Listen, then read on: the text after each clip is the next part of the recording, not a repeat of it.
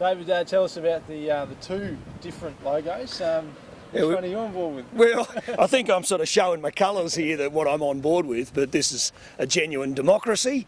We want to engage all of the club supporters and sponsors and the wider basketball community and the southern Tasmanian community to have a vote and have their say. We've had a great young Tasmanian company, Hand Built Creative, build these two outstanding logos, and I'm just encouraging everyone to get involved and have a say about what the way forward for the Chargers is. What was your brief to the designers? Obviously one's got a mascot, one doesn't. Yeah. They're a bit different. So my brief to the designers was very much, I sent them all my favourite NBA logos, but I said, you know, the Chargers is about fun, it's about energy, it's about family, it's about having a good time. I think, and the reason why I'm voting for the Rhino is because I think it's really going to engage the kids. The young kids will love it, and I can think of all the merchandising opportunities for the club as well. But of course there'll be other people in the club equally will have a strong argument for the logo we're calling Revamp, and those arguments will be equally valid, and what I want to see is a really great bit of community engagement and people rallying around the vote.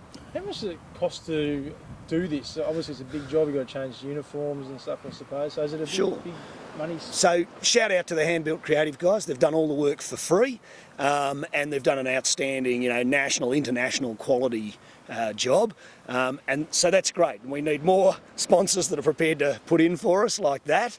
But of course, changing over the uniforms, refreshing the uniforms will be a significant cost to the club.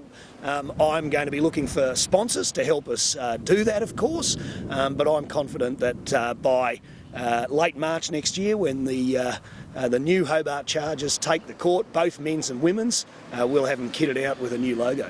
And when does it close, and where do people have to go to debate? So you go to the hobartchargers.com.au website and the poll will be there. If you share it with your friends, you get more opportunities to win a season ticket to the basketball next year. And the poll will close on Friday the 9th of December at midday, and we'll be announcing the results the following day. Very good. I asked about the coach the other day. But sure. How far away, have you got a timeline when you let that in place? Look, it will be happening in the next week or so. I hope to be able to make an announcement. As you know, Anthony Stewart's up at in Cairns at the moment, being feted by his old basketball club as the greatest player they've ever had in Cairns. So we're very fortunate to have him with the Chargers, and I intend to use his talents and skills to the maximum next year.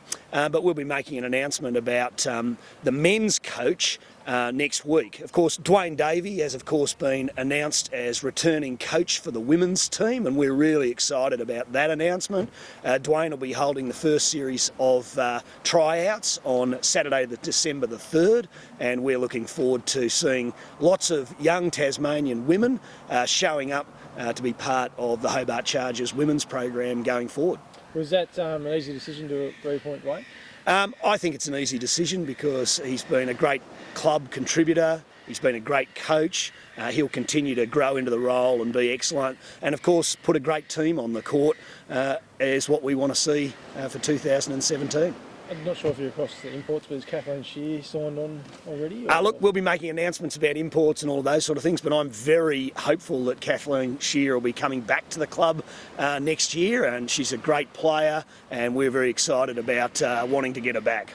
And so you're a bit cryptic about the men's coach still, so Stewie's obviously in the back of your mind, but you've got someone that you'd like to do it, and if it doesn't happen, he might come on board. Look, I think it's highly likely Anthony Stewart is going to be the men's coach, but we're going to make that announcement at the appropriate time.